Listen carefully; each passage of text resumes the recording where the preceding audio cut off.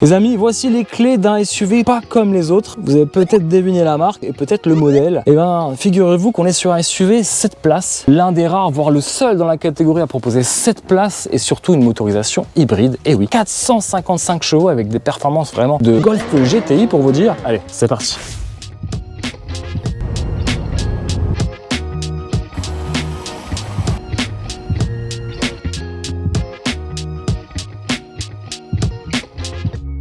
Les amis, avez-vous vu un jour un vrai SUV familial, 7 places et hybride rechargeable? Eh bien, il faut dire que dans la catégorie, ils sont rares, voire quasiment très rares, comme ce Volvo XC90 motorisation T8 PHEV, 455 chevaux. Allez, on va vérifier tout ça dans cette vidéo. Essai complet, consommation, prix, option et bien sûr comportement routier. C'est parti!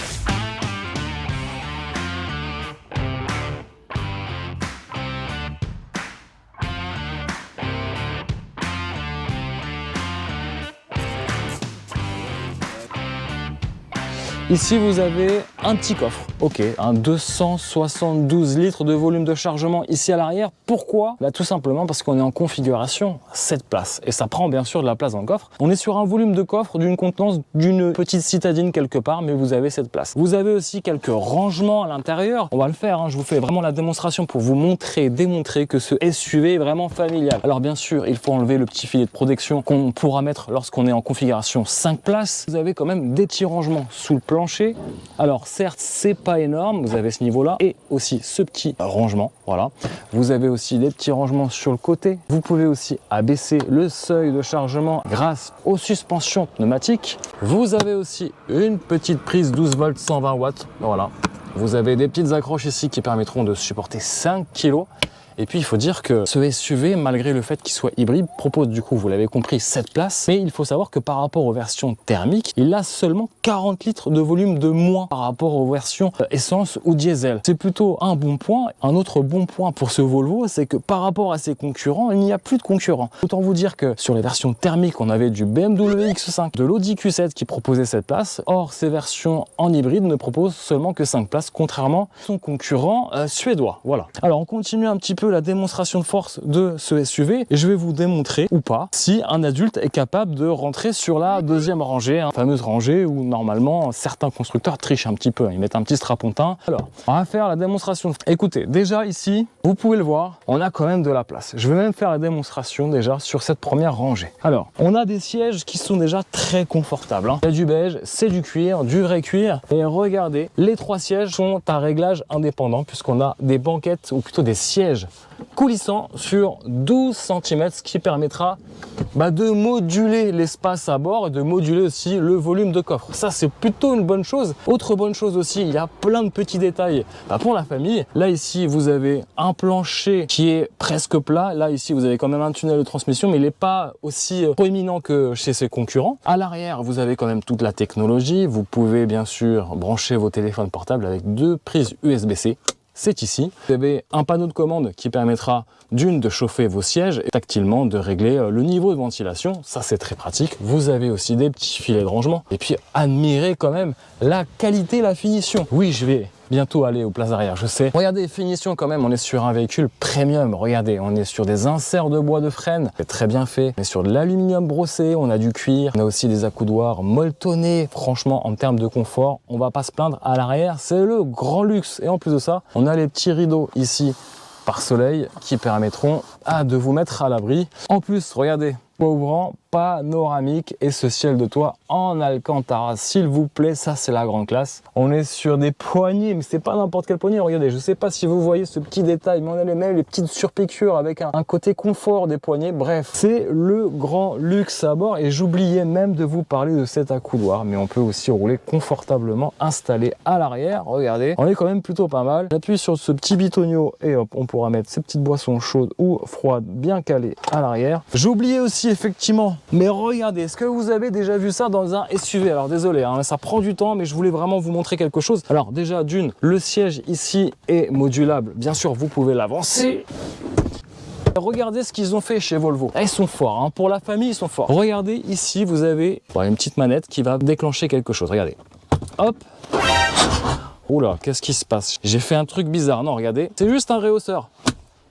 un rehausseur pour les enfants. Donc vous avez la petite notice d'explication. Voilà, vous allez pouvoir mettre bien sûr la petite ceinture, mais un rehausseur intégré sur la banquette arrière. Franchement, vous avez déjà vu ça dans un BMW X5 ou dans un Mercedes GLE ou dans un Audi Q7?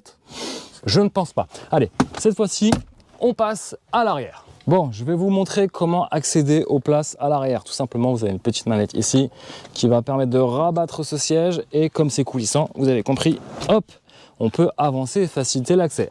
On va pas se mentir, on n'est pas sur un classe V, mais regardez, venez voir, venez voir. On a même ici à mes pieds un tapis de sol. C'est quand même pas mal, un tapis de sol pour la deuxième rangée. Ça, c'est plutôt cool. Bon, vous allez me dire, Flo, t'as pas encore rabattu le siège. On va le rabattre. Regardez, c'est facile.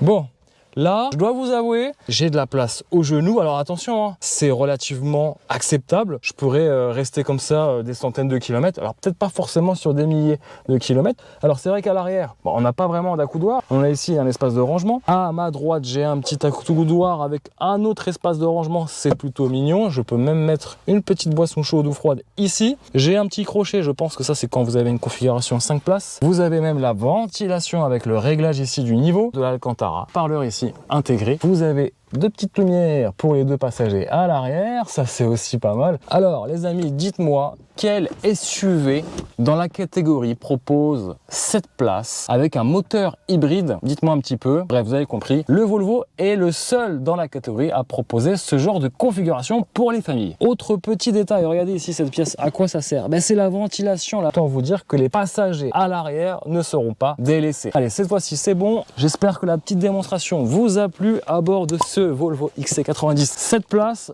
il faut un tout petit peu de force, voilà, mais c'est assez facile. Et regardez, maintenant on va le mettre en configuration 5 places. Regardez, c'est très simple. Dommage, on n'a pas les petites commandes ici sur le côté, hein, c'est manuel, hop, avec l'appui-tête qui se dégage pour pouvoir plier correctement.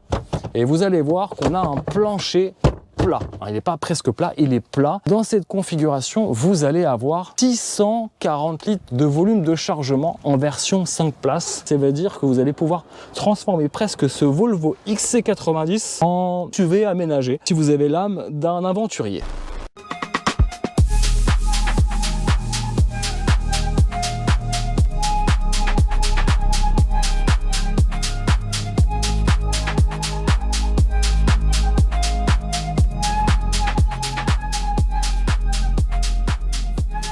Voilà, j'espère que la visite de l'appartement à l'intérieur de ce Volvo XC90 vous a plu. Cette fois-ci, on fait le tour extérieur. On va bien sûr parler des dimensions, des options, des prix de ce Volvo XC90 parce qu'il a subi quelques évolutions depuis pratiquement plus de 8 années. Il est sorti en 2016 et il a subi des évolutions esthétiques, des évolutions au niveau de la batterie, au niveau de la motorisation, des évolutions qui ont permis d'être toujours au niveau face aux concurrents allemands. Je vais quand même les citer, hein, même si vous les connaissez déjà puisqu'on les a déjà tous essayés sur la chaîne. BMW X5, Mercedes GLE et enfin, il se fait vieux, l'Audi Q7. Ils existent tous en version aussi hybride. Le XC90 T8 Recharge ou Recharge, bref. Vous avez compris, il s'agit d'un SUV premium scandinave, mais hybride rechargeable, donc 455 chevaux sous le capot ici. On va commencer déjà par faire le point sur cette configuration. Il s'agit de la finition ultra. Chez Volvo, comme chez d'autres constructeurs, la mode se veut à la simplification des gammes. Et il faut dire que là, Volvo n'a pas été de main morte avec la simplification des gammes, puisque vous n'avez que 2 finitions, et oui, et 2 styles qui vont permettre de configurer votre futur XC90, pourquoi pas. Alors ici, nous sommes sur la plus haute définition. Vous avez la finition Start, l'entrée de gamme, si je puis dire, sur un Volvo XC90, et la finition Ultra, ici, celle que vous avez sous les yeux. Vous avez ensuite gratuitement la possibilité de configurer le style extérieur. Quand Volvo parle de style extérieur, c'est est-ce que vous voulez mettre du chrome ou des plastiques noirs laqués, le côté plutôt sportif ou élégant. Ici, on a choisi la partie élégante du XC90, soulignée par plusieurs inserts, vous allez voir, autour de ce véhicule, des inserts en chrome ou en plastique chromé. Commence ici par la calandre incurvée, le gros Volvo ici avec différentes caméras qui permettront justement à la caméra 360 d'y voir un peu plus clair, hein, pour voir un petit peu ce qui se passe autour de ce gros SUV. En termes de tarification, ça va être assez simple aussi, même si les prix piquent un peu, on est quasiment au niveau des concurrents allemands, même si chez Volvo il y a déjà pas mal d'équipements de série, donc pas besoin de piocher dans la longue liste d'options que pourrait avoir un BMW X5, un Audi Q7 ou un Mercedes GLE. On n'a pas eu la main morte sur le chrome, il y en a un peu partout, déjà sur les entourages de vitres, sur les rails de toit, et puis bien sûr en bas de la carrosserie, ce qui permet déjà de donner un certain style. Alors il faut savoir qu'il est assez volumineux, il fait 1,93 m de large, 1,76 m de haut. Il fait presque ma taille, j'ai l'impression d'être tout petit à côté. Pour regarder, si on prend plus de recul, c'est un SUV familial certes, hein, mais quand même, hein. 2,98 m d'empattement pour 4,95 m. Il est énorme, il est vraiment volumineux quand vous le mettez à côté d'autres SUV allemands. Il n'est pas coupé, donc autant vous dire que l'arrière est vraiment massif. Pareil, hein, une petite note de chrome ici. Alors, je vais parler aussi des modifications esthétiques, parce que qu'on soit en 2016 ou en 2024, finalement, on a l'impression qu'il a très peu évolué stylistiquement parlant. Eh bien oui, vous avez raison, puisque les boucliers arrière, pareil, se sont simplifiés comme les gammes. On a vraiment un bouclier arrière très basique. Terminé les 4 fausses sorties d'échappement. Les sorties d'échappement sont planquées en dessous du châssis. On en voit une ici et une de l'autre côté. Voilà, l'idée c'est de se dire que voilà, en 2025, il va y avoir le remplaçant du XC90, le EX90, cette fois-ci disponible uniquement en motorisation électrique. Ici, vous avez quand même le meilleur des deux mondes, c'est-à-dire le monde électrique qui a aussi évolué depuis pratiquement 8 ans. On est passé de 40 km d'autonomie à une autonomie qui approche les 80 km, plutôt 70 en réel, donc 70 km d'autonomie. Esthétiquement parlant, à l'avant, pareil, on a eu de légères modifications ici sur cette partie-là du bouclier avant. Les évolutions, elles sont très légères, donc vous l'avez compris sur la partie esthétique extérieure. À l'intérieur, pareil, vous allez voir qu'il y a très peu de choses qui changent en 8 ans, et pourtant, j'ai l'impression qu'il n'a pas pris une ride, ce Volvo XC90. N'hésitez pas à me dire un petit peu si vous êtes plutôt en accord avec ce design scandinave d'un SUV premium, hein, clairement. On a donc une transmission intégrale, on a aussi un moteur électrique qui voit sa puissance augmenter à 145 chevaux, il est situé à l'arrière, et puis une batterie qui augmente, hein, qui passe de 11,6 kWh à 18,8 kWh, ce qui permettra, comme je vous l'ai dit tout à l'heure, si vous avez bien suivi, faire à peu près 70 km en réel. Je suis monté clairement moi à 74 km en électrique en réel. On retrouve ces fameux projecteurs full LED ici sur cette finition ultra en forme de marteau de Thor. Pour le branchement de la batterie, autant vous dire qu'on peut clairement circuler, rouler avec en électrique quasiment tous les jours. Il faudra pour ça charger la batterie tous les jours ou tous les 2 jours. Elle est ici à l'avant à gauche avec un chargeur embarqué qui fait une puissance de 6,4 kW si je ne dis pas de bêtises. Qui dit SUV, PHEV ou hybride rechargeable dit forcément augmentation du poids. Et oui, hein, ce joli bébé suédois fait presque 2,3 tonnes sur la balance. On va voir tout à l'heure au volant s'il y a un impact sur le comportement routier. Et oui. Alors en termes de prix, de tarification, on y vient. Je vous ai dit tout à l'heure que la première définition Start commençait autour des 91 000 €. Il n'y aura pas de malus écologique 2024 ni de malus au poids 2024, mais attention à l'avenir, 2025 risque d'être assez différent en termes de taxation. On va sûrement se prendre du malus, hein, avec ce genre de véhicule hybride rechargeable. D'ailleurs, sur tous les véhicules hybrides rechargeables assez lourds, je pense qu'il va y avoir une petite révolution. Donc il est encore temps de faire des bonnes affaires en 2024. 2025, l'avenir s'annonce un peu moins rose. Alors en termes de tarification, vous avez déjà le premier prix d'entrée, hein, 91 000 €. Ici, sur cette finition ultra sans option et donc sans malus, on est autour des 104 000 €. Ça commence à faire cher, mais la clé, pareil, n'a pas changé depuis 8 ans. Et en termes d'options, écoutez, on n'est pas du tout sur un véhicule allemand. Il y a à peu près 8 000 € d'options, donc on est autour des 112 000 €. Ça commence à à faire cher pour un appartement qui fait 7 places. Bon, alors en termes d'options, écoutez, il faut dire qu'il est déjà pas mal équipé de série sur cette finition ultra, vous avez bien compris. En option, vous avez cette jolie couleur extérieure gris platinium métallisé, facturé 1500 €. À l'intérieur, vous allez voir qu'il y a très peu d'options parce qu'elle est richement équipée de série sur cette finition. Regardez, incrustation de bois de frêne, Bower & Wilkins, c'est une option, je vous le dirai juste après. Et puis regardez-moi cet intérieur cuir Napa. On fera bien sûr le tour détaillé tout à l'heure, mais c'est vrai que l'intérieur, franchement, c'est le grand luxe. Pommeau de levier de vitesse en cristal, s'il vous plaît, et admirez ce joli volant. Alors, je vous en dis pas plus, on voit ça tout à l'heure. Pas de soft close, bien sûr, ni en option. Jantes optionnelles en 21 pouces. Vous avez aussi pour 2450 € la suspension pneumatique active qui va permettre d'améliorer le confort, la tenue de route et surtout, on verra tout à l'heure si le roulis est contenu ou pas. Les vitres arrière surteintées sont aussi en option, malheureusement, 510 €.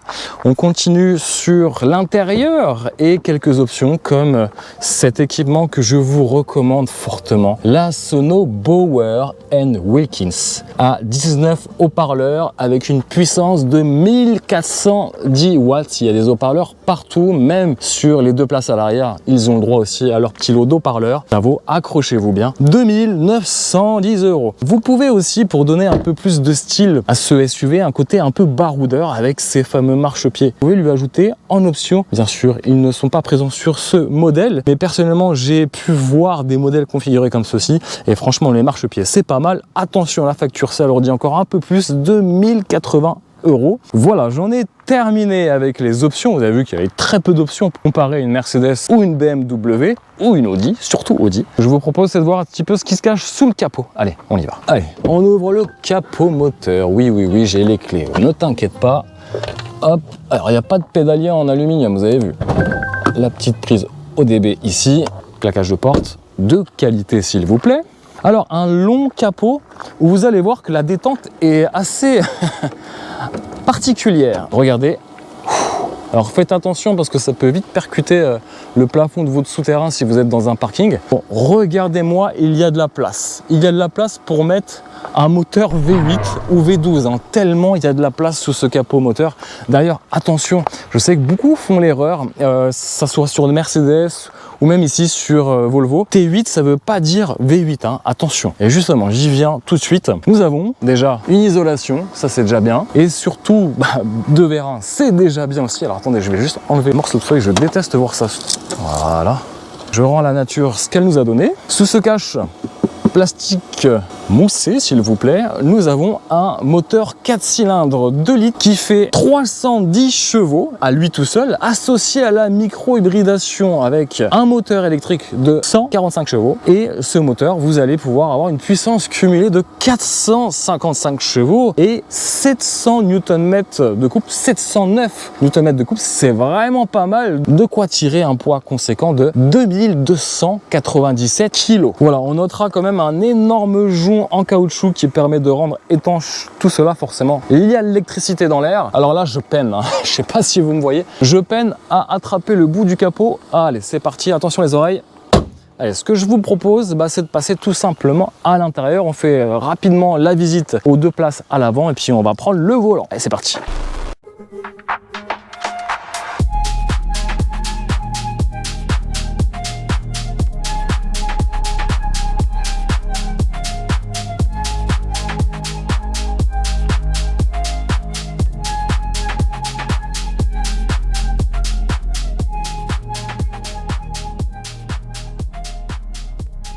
Alors avant que je passe à l'avant, n'hésitez pas à soutenir la chaîne, hein, le petit pouce comme d'habitude, et puis n'hésitez pas à vous abonner si vous n'êtes pas encore abonné à la chaîne Vlog Cars Passion, je le précise. Ouverture des portes, s'il vous plaît, avec une petite musique qui vous accueille. Alors je vais tout de suite couper le son ici, c'est rapide, voilà, je mets OK puisque j'ai la clé détectée, véhicule activé, oui. On ne l'entend pas, c'est l'avantage des hybrides, c'est que là j'ai allumé le contact pour voir un petit peu tous les écrans, mais vous inquiétez pas, la nature est préservée puisqu'il est en mode électrique. Déjà on va commencer par une insonorisation de qualité avec un double feuilletage des vitres à l'avant et à l'arrière, ce qui participe grandement au confort et à l'excellente insonorisation de ce véhicule. De quoi profiter en option de la Sono Bauer & Wilkins à 19 haut-parleurs. Et oui, vous avez des enceintes partout, très joliment intégrées en matière alu brossée sur les enceintes, c'est très joli. Ici, vous avez des incrustations en bois de frêne compris dans la finition Ultra. C'est vrai qu'on est sur des intérieurs de porte vraiment de qualité. Certes, un poil salissant dans cette couleur cuir nappa beige, mais ô combien ravissant, raffiné, élégant. On est vraiment sur du premium. Moi, j'adore en tout cas cet intérieur, même si effectivement vous allez me dire que ça fait plus de 8 ans que ça existe, mais en tout cas moi, je ne m'en lasse pas. Regardez-moi le détail des finitions, ça c'est vraiment joli. Et puis voilà, vous avez quand même des matières moussées sur cette partie là, et puis en bas, plastique dur malheureusement. Vous avez encore une autre enceinte, vous avez un seuil de porte rétro-éclairé où c'est écrit cette fois-ci Recharge. Moi j'aurais préféré voir un Volvo XC90. Regardez-moi, c'est même plus des sièges, hein, ce sont des fauteuils. Fauteuils avec réglage bien sûr électrique ici, à 3 mémorisations ici, c'est là que ça se passe. Et puis surtout, vous avez la fonction massage. Vous pouvez aussi régler les lombaires. Vous pouvez régler aussi l'assise. Ce sont des sièges chauffants et ventilés et massants. Donc tout ça, c'est compris dans la finition Ultra. Compris aussi le toit ouvrant panoramique, s'il vous plaît, qui permet justement d'éclairer cet habitacle magnifique. Ce que je vous propose, c'est de rentrer à l'intérieur. Malheureusement, on n'a pas encore le petit bouton qui permet de fermer la porte. Je crois que sur le EX90, donc le futur SUV de chez Volvo, vaisseau amiral de la gamme, vous allez avoir cette option, il me semble. En tout cas, pas de soft close. Mais en tout cas, on est bien à l'intérieur et surtout cette configuration, elle est juste magnifique. On commence par ce joli volant. Contrasté sur l'anneau extérieur d'un cuir on va dire noir, et à l'intérieur c'est du cuir beige avec une belle surpiqûre. C'est joli, c'est bien dessiné et je trouve qu'il n'a pas pris une ride, mais je comprends ceux qui sont critiques avec cet intérieur. On aurait aimé plus d'évolution. Et c'est vrai que là ici on a un écran vertical à l'ancienne, petit, un 9 pouces je crois. On a une instrumentation de bord derrière le volant qui propose pas beaucoup d'affichage personnalisable. Ça c'est le problème, hein. J'ai cet affichage là avec la map et rien du tout, ou juste vulgairement l'ordinateur de bord qui va me donner les consommations sur mon ancien trajet et le trajet actuel. Vous pouvez voir que les consommations sont plutôt correctes. Vous allez avoir quelques surprises, hein, je vous dis pas tout de suite, sur les consommations de ce gros bébé. Et effectivement, en termes d'écran, de technologie, de design, pour le moment, c'est pas flagrant les évolutions. D'ailleurs, il n'y a aucune évolution. J'aime beaucoup en revanche ce pommeau de levier en cristal. Alors l'été c'est chaud au soleil et l'hiver c'est froid quand c'est l'hiver, bien sûr, quand c'est froid. C'est pas forcément utile au quotidien, mais ça donne ce côté élégant qu'on aime dans un SUV. Et franchement, quel autre véhicule possède ce genre de petits détails? Voilà, pareil, vous avez un petit guillochage sur le bouton de démarrage. Vous avez aussi un autre guillochage avec, écoutez ce petit bruit. C'est plutôt mignon, moi j'aime bien, c'est bien fini. Le petit bouton pour la boîte à gants, bon, par contre pour la fermer, c'est manuel. Et les finitions sont plutôt correctes. Alors, on est sur même du plastique moussé ici.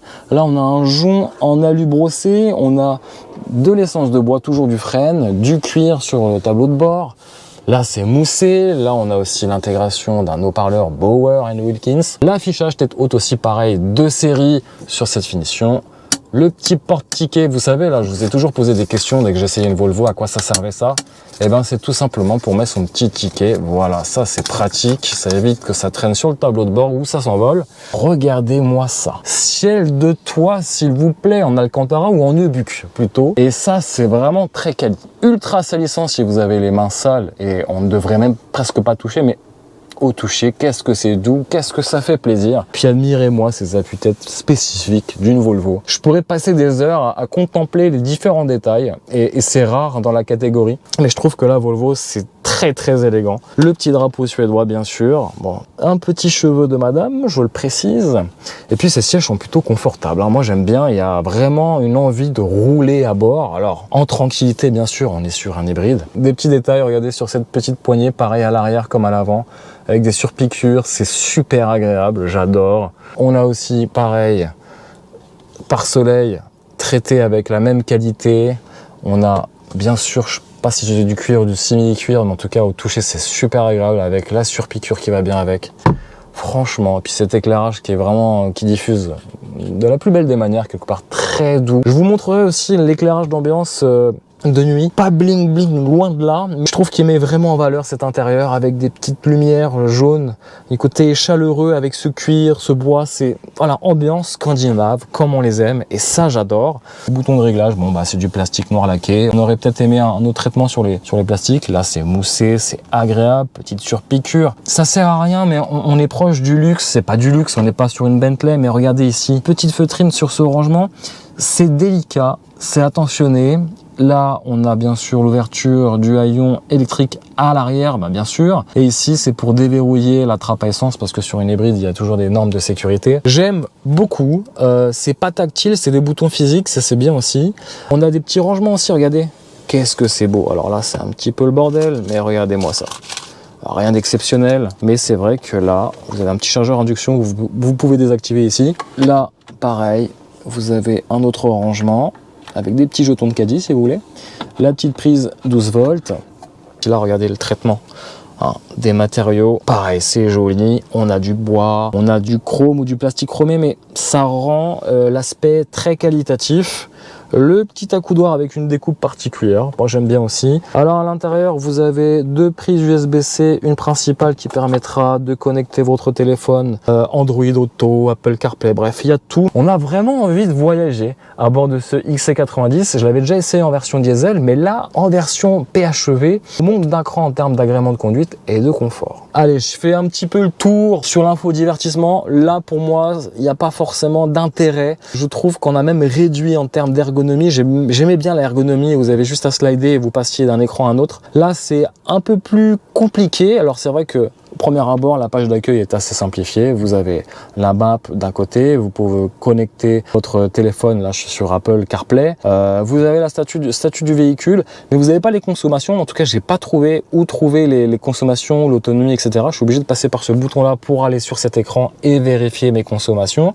Là, vous pouvez voir que je suis pratiquement chargé à 100% et j'ai déjà fait à peu près 5 km, donc j'étais à peu près à 68 km hein, en vrai quand j'avais fini de charger. Vous pouvez faire avec un plein, je vous ai pas parlé du réservoir, on est sur un réservoir de 71 litres d'essence bien sûr. Vous pouvez faire à peu près avec celui-ci 700-750 km. Et ça c'est dommage parce qu'on n'a pas trouvé tous les paramètres du véhicule. Vous allez pouvoir vous mettre en mode power, correspond au mode dynamique ou au mode sport du véhicule. Le mode pur, vous allez pouvoir rouler en 100% électrique. Le mode off-road qui va permettre d'ajouter un peu plus de centimètres à la garde au sol du véhicule. On est déjà autour des 24 cm de garde au sol. On va rajouter 4 cm de plus. Et puis c'est une transmission intégrale. Donc vous pouvez aussi le forcer en étant constamment en roue motrice. Voilà. Utilisation de la batterie, vous pouvez laisser gérer le système en totale autonomie. Vous pouvez le mettre en attente, c'est-à-dire que vous allez garder le stock d'énergie de la batterie électrique en attendant peut-être d'arriver dans une zone en ville. C'est plus recommandable de faire ça plutôt que de l'utiliser sur autoroute. Donc moi quand je suis sur autoroute, je le mets en attente. Ça évite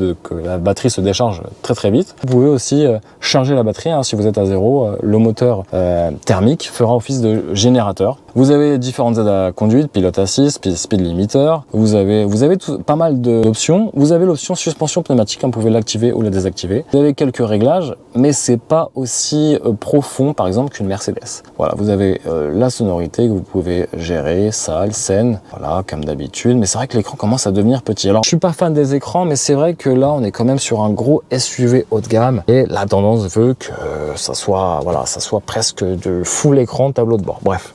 Dites-moi un petit peu ce que vous pensez de cet intérieur, de ce Volvo XC90. Ce que je vous propose, c'est là de passer au volant. On y va.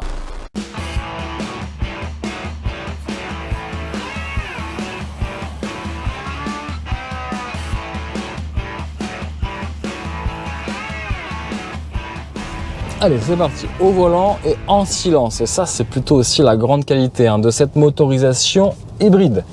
Alors, au premier abord, les relances sont plutôt dynamiques, hein. Regardez. 0 à 100, accrochez-vous bien. 5,4 petites secondes. Autant vous dire qu'on est sur des performances standards dans la catégorie, donc des belles performances. Ça permettra surtout et avant tout, pas forcément de faire des records de chrono sur circuit, on est quand même sur un gros SUV. Je vous le rappelle quand même, le poids, je crois que ça fait 5 ou 6 fois que je vous répète, 2297 kg sur la balance, ça commence à faire lourd. Heureusement, en option, on a les suspensions pneumatiques actives qui vont permettre de gommer certains défauts. On a un confort assez royal à son volant grâce à ces sièges en cuir Nappa s'il vous plaît qui offrent une bonne assise et surtout un très bon confort. Alors en termes de comportement routier, ça tombe bien, il y a un rond-point et on va voir un petit peu si la prise de roulis est conséquente ou pas. Ah, il s'écrase. Il s'écrase.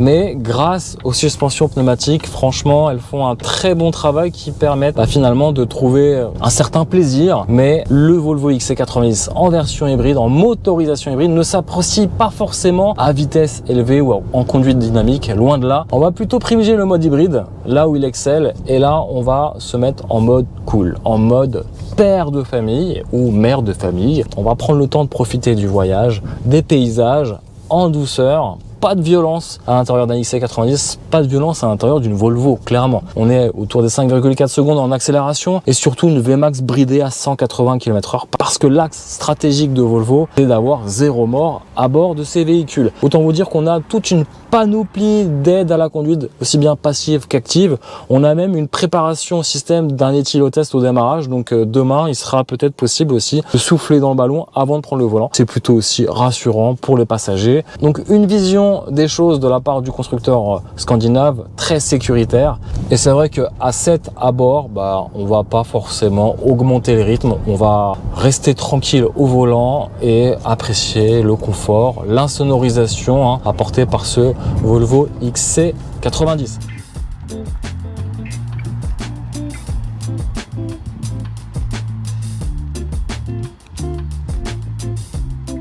En termes de consommation, là je suis très sérieux, j'ai fait plein de tests, j'ai fait plus de 4000 km à son volant. Admirez cette belle ceinture beige, moi j'adore cet intérieur. Ultra salissant si vous avez des enfants, surtout l'hiver avec les bottes pleines de terre, mais c'est vrai qu'il en jette un peu quand même. J'aime beaucoup, puis ce toit ouvrant panoramique, franchement c'est agréable, surtout quand vous voyagez en montagne, vous voyez tout, c'est trop beau, j'adore. On va venir aux choses sérieuses. Je dois vous l'avouer, j'ai été assez déçu sur les consommations. Alors, batterie pleine, oui, il est très bien puisqu'il va se rapprocher des 2 litres au 100 parce que, je vous rappelle, on fait à peu près 65-70 km en électrique. Donc, on fera à peu près sur 100 km une trentaine de bornes avec le moteur thermique. Donc, je vous rappelle, un moteur 4 cylindres 2 litres qui fait à peu près 310 chevaux à lui tout seul. Donc, le problème, c'est que ce moteur 2 litres 4 cylindres, il consomme quand il est tout seul parce que il a beaucoup de poids à déplacer, surtout à haute vitesse, c'est-à-dire sur autoroute à 130 km/h compteur. J'étais autour des 10,5 litres au 100 km lorsque effectivement la batterie est vide. Et ça, le problème, c'est que sur les longs trajets, vous n'avez pas de moyen de vous arrêter sur une aire d'autoroute et de recharger rapidement les batteries pour diminuer, si vous voulez, les consommations. Donc batterie vide sur autoroute, 10,5 litres au 100, et sur voie périurbaine, route nationale départementale, on est autour des 9 litres au 100, donc il est gourmand dans cette motorisation hybride rechargeable. Alors, une fois la batterie chargée, vous l'avez compris, on est autour des 2 litres au 100, 3 litres au 100. Et en termes d'autonomie maximale, avec ce XC90, vous allez pouvoir prétendre faire à peu près 800 km avec la batterie chargée. Une fois que la batterie est déchargée, on sera plutôt autour des 700 km avec un réservoir, je vous rappelle, de 71 litres. Vous avez aussi le One Pedal qui a été rajouté là sur cette dernière évolution de motorisation hybride. Le One Pedal qui permettra, avec avec une seule pédale, la pédale d'accélération, d'accélérer, bien entendu, heureusement. Surtout de pouvoir freiner avec un frein régénératif qui recharge les batteries. Donc ça c'est intéressant pour cumuler des kilomètres et des kilomètres et permettra de s'arrêter à l'arrêt complet s'il vous plaît. Ça c'est fort pratique. Voilà les amis, l'essai se termine. Si vous voulez avoir toutes les consommations, les tests, les relevés et avoir aussi d'autres explications plus en profondeur que cette vidéo, je vous invite à lire l'article détaillé sur ce Volvo XC88 T8 Recharge hybride rechargeable qui fait 455 chevaux. Et oui les amis, n'hésitez pas à lire l'article sur le blog carspassion.fr. Il est temps pour moi de vous laisser. J'espère que vous avez apprécié l'essai. Si c'est le cas, le petit pouce vers le haut bien sûr. N'hésite pas à t'abonner si tu n'es pas encore abonné à la chaîne Vlog Cars Passion. Active la cloche des notifications pour avoir toutes les alertes des nouvelles vidéos. Je vous dis à très vite pour de nombreuses aventures en vidéo. Ciao ciao.